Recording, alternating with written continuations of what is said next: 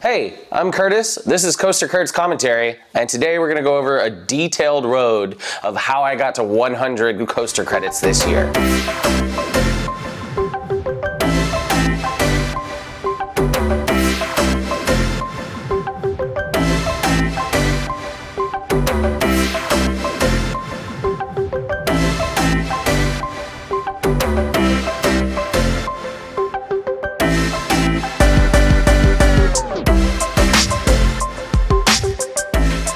First, we're going to go over what credit counting is, and I'm going to explain what counts as a roller coaster credit.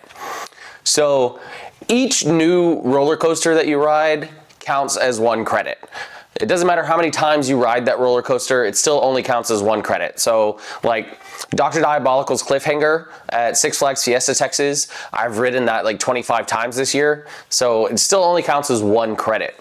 Retracks, if a roller coaster gets new track on it and it's the same layout, it does not count as a new credit.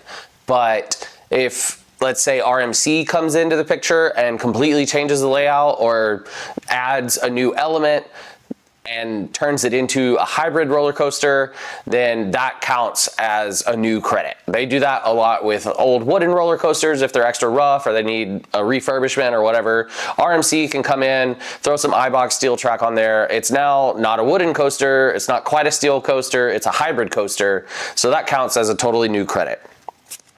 Dueling coasters. If the 2 dueling sides are completely separate circuits, then they count as 2 credits. So an example like this is Racer at Kings Island. You have the blue side and the red side. I've only ridden one side of that, so it only counts as 1 credit. But if I go back and I ride the other side, then that would count as 2 credits. Exceptions to that is like Mobius Strip dueling roller coasters, like Twisted Colossus or West Coast Racers at Six Flags Magic Mountain. Those are 1 complete circuit. You go through the first half and it connects into the second half. You don't have to get off. They're not separate circuits. It's all 1 Mobius Strip dueling roller coaster. Clones of roller coasters. Those count as separate credits. Most popular example of this is going to be Batman the Ride, the inverted B&M coaster. I think there's 11 or 12 clones of them out there. A lot of them are at Six Flags parks. I've got 2 in San Antonio. I have Chupacabra at Six Flags Fiesta, Texas, and Great White at SeaWorld San Antonio. Even if they are the exact same layout and pretty much the exact same stats, they're in a different place. It's a completely different ride. It counts as 2 separate credits. Stand up to floorless conversions. These, I think I'm gonna count them as separate credits.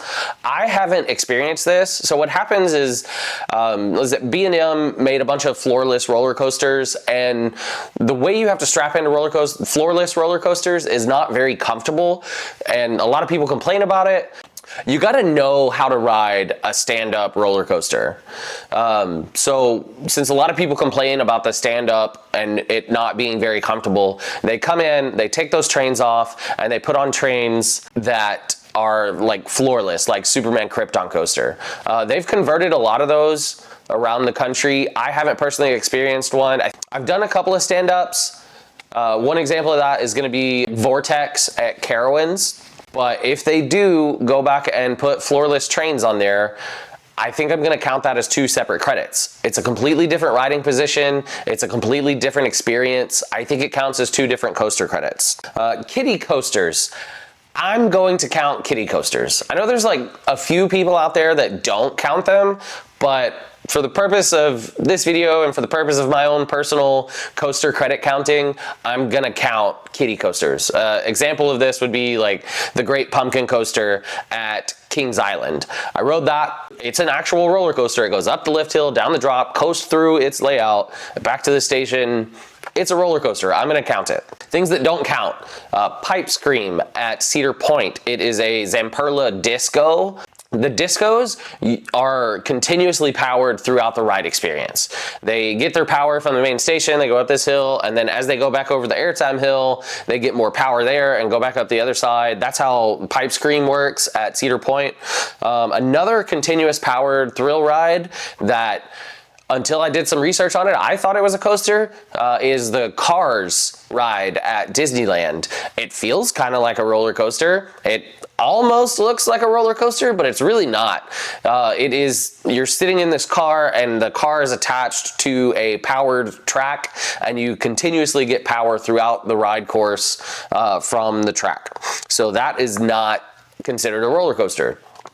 Other things that we're not considering roller coasters are what we call flat rides. That includes like drop towers, Ferris wheels, swinging ships, the giant pendulum rides like Joker Carnival of Chaos. If you needed that explained to you, you're probably not a theme park nerd like me, but those are what we call flat rides. They are not roller coasters. So a roller coaster is anything that gains kinetic energy and then uses that kinetic energy to coast on a track for the rest of its layout. Some roller coasters have multiple lift hills. That's fine. They still count as roller coasters. They're building that kinetic energy with the lift hills. Other ways to build kinetic energy would be through like a magnetic electric launch system. Top Thrill 2. You have a ton of LSMs that launch you up the spike, launch you backwards up the other spike, and then launch you at 120 miles an hour over the top hat. Obviously, Top Thrill 2 is a roller coaster.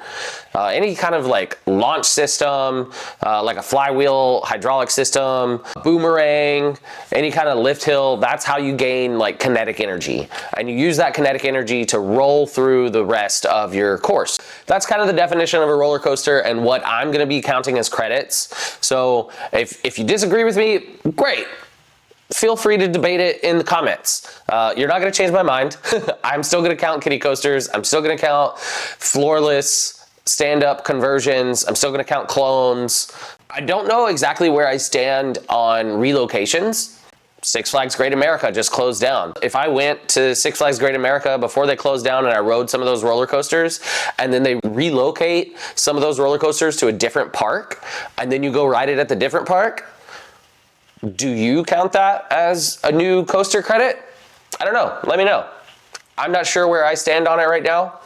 For the purpose of this video and my own personal counting, these are kind of the definitions that I'm gonna use. Feel free to debate in the comments if you want. How did I get to 100 roller coaster credits this year? So now that we've defined what counts as a credit, I'm gonna tell you all the different coaster credits that I gained this year. First, I went to Disneyland back in April. This was kind of a whirlwind trip, kind of last minute, spur of the moment thing. If you want to know more about that, be sure to check out my 2025 recap video coming soon. It's going to be a good one. It's a pretty cool story. I think you're going to like it. But at Disneyland, I rode Big Thunder Mountain, Matterhorn Bobsled, Space Mountain, and Incredicoaster. So that counts as 4 new roller coaster credits. Then, after I got back from Disneyland, I decided to get a Six Flags pass, and I went to Six Flags Fiesta, Texas, quite a few times, actually. At Six Flags Fiesta, Texas, I rode Batman 4D Free Spin by S&S. I don't like that one, but I rode it a couple of times. Boomerang Coaster Coaster, Chupacabra, Dr. Diabolical's Cliffhanger, the Iron Rattler, Pandemonium, Poltergeist, Roadrunner Express, Superman Krypton Coaster, and Wonder Woman Golden Lasso Coaster. I rode those early in the season, and later in the season I rode Batgirl Coaster Chase for the credit. I'll get to that later, but at this point in time, I gained 10 new credits from Six Flags Fiesta, Texas, so for a total of 14. Next, I decided I wanted to go to more parks. I already had the Six Flags Prestige Pass, and at this point I added on the All Parks Passport so that I could go to Six Flags Over Texas when I was visiting my sister that lives up there. I took my sister and brother-in-law to the park. We kind of had like a short, easy day, so we didn't get in all the roller coasters, but on that trip, I still got 6 new credits. It's Batman the Ride, Mr. Freeze, New Texas Giant, Titan, Shockwave, and Runaway Mountain. July is when things kind of popped off and went crazy. I think I did 8 different park days in July. There was a 10-day time frame where I went to 5 different parks and spent like 6 or 7 days in that 10-day time frame at a park. July was crazy. There's a lot of new credits coming. First, I went to Carowinds. I rode Afterburn, Carolina Cyclone, Carolina Gold Rusher, Copperhead Strike, Flying Cobras. That's another boomerang. That's a boomerang clone, so we're counting those as 2 separate credits. Fury 325, absolutely hands down my favorite roller coaster. I rode it like 8 times in the 2 days that I was at Carowinds. I love it.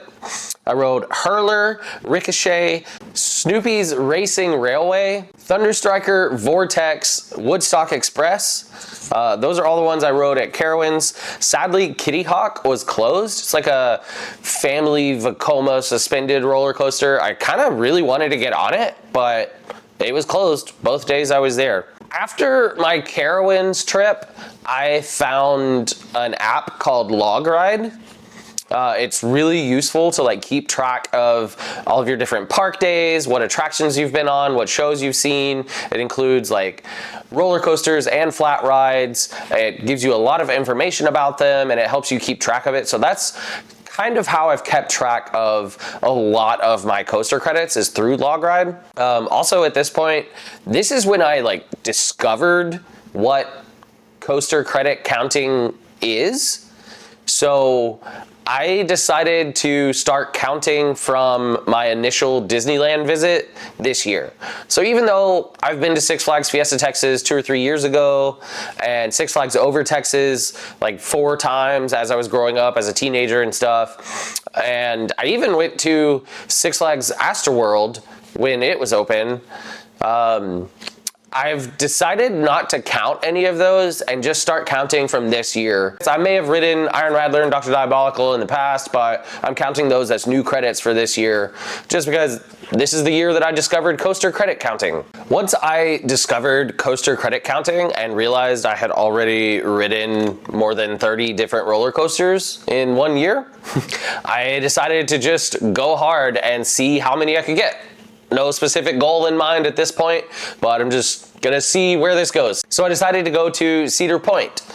They have 18 roller coasters. They're considered the roller coaster capital of the world. What a great place to earn new coaster credits. On my trip to Cedar Point, I rode Blue Streak, Cedar Creek Mine Ride, Corkscrew, Gatekeeper, Gemini, Iron Dragon, Magnum XL 200, the coaster that started the Coaster Wars. It's an Ace roller coaster landmark. Love that. Maverick, Millennium Force, Raptor, Rougarou, Siren's Curse, it's amazing.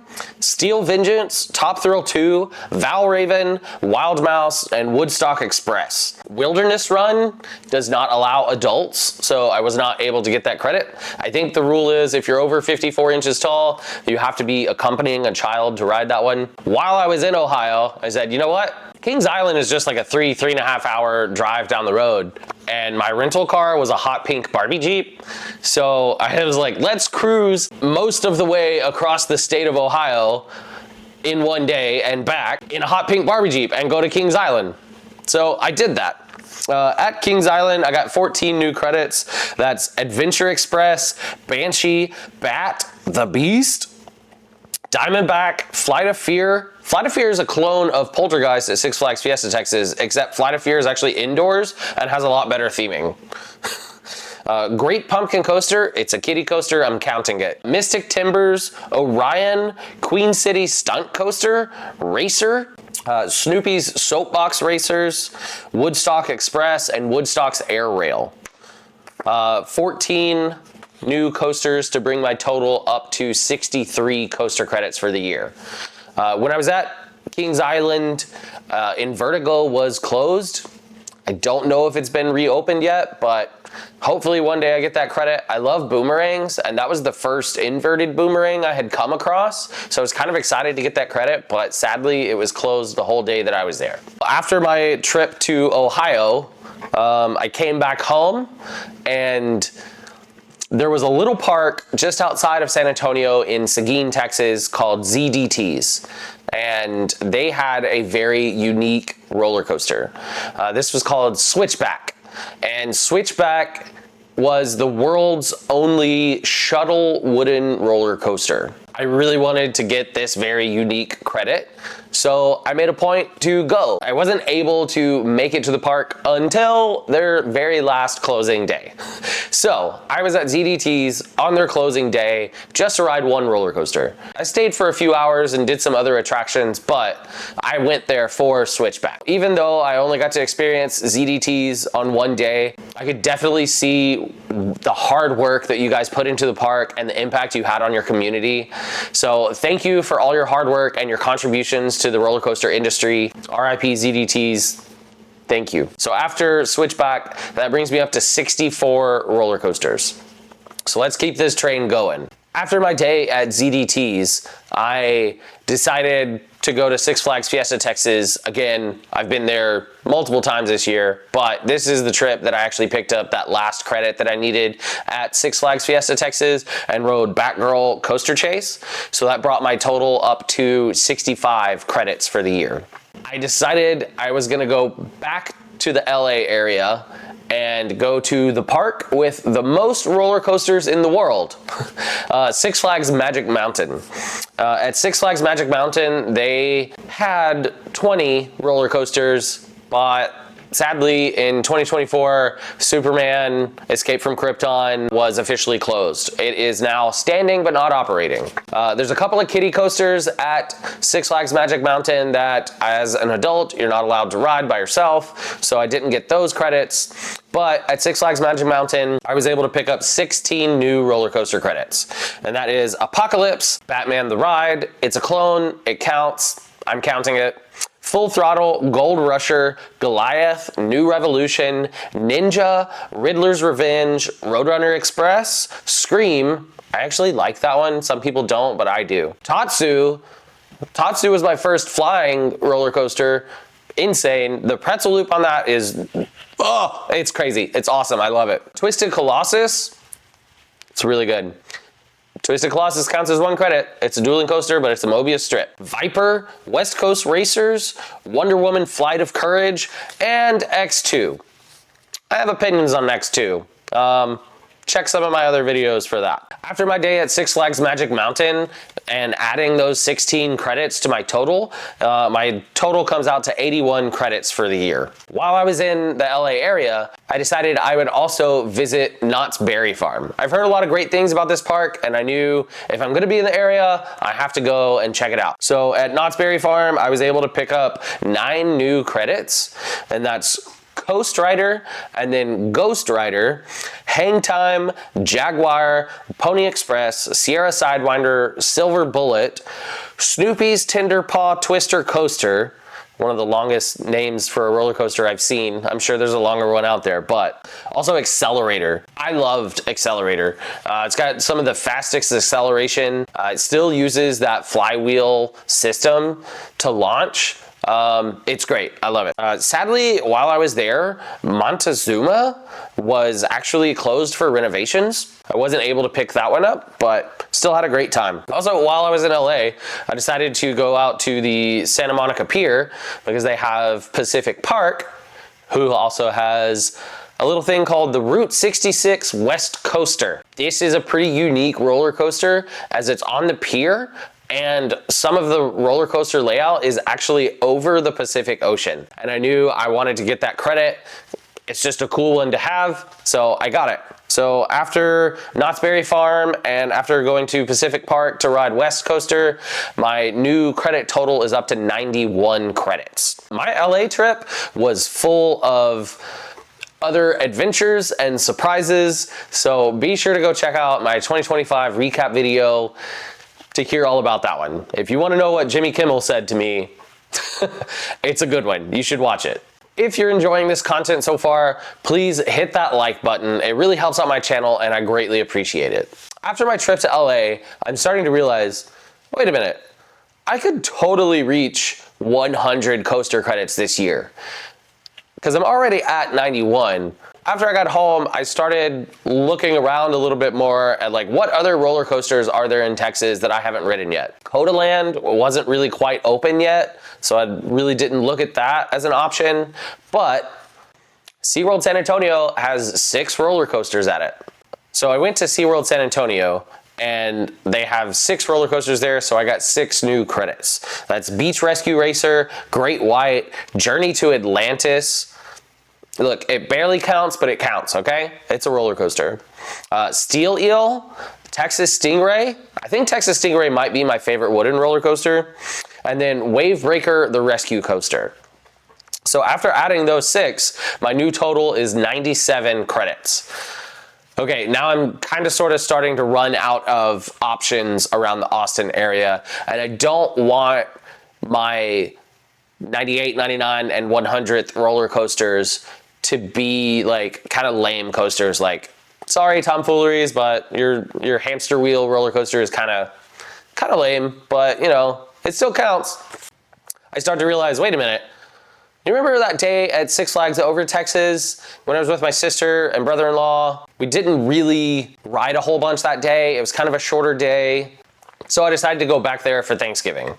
My family was doing Thanksgiving at my sister's house, and I went up there for like an extra couple of days. And on one of those days, decided to go to Six Flags Over Texas to finally meet my goal of riding 100 roller coasters. That day, my 98th roller coaster was Runaway Mine Train. I wanted my 99th roller coaster to be Judge Roy Scream, but it wasn't open in the morning. So my 99th roller coaster was the Mini Mine Train. And then my 100th roller coaster was Aquaman Power Wave. I just felt like that big splash at the very end as my 100th roller coaster was really cool. So that's how I got to 100 coaster credits this year in 2025. That same day that I got my 100th credit on Aquaman Power Wave, later in the day, Judge Roy Scream actually opened up.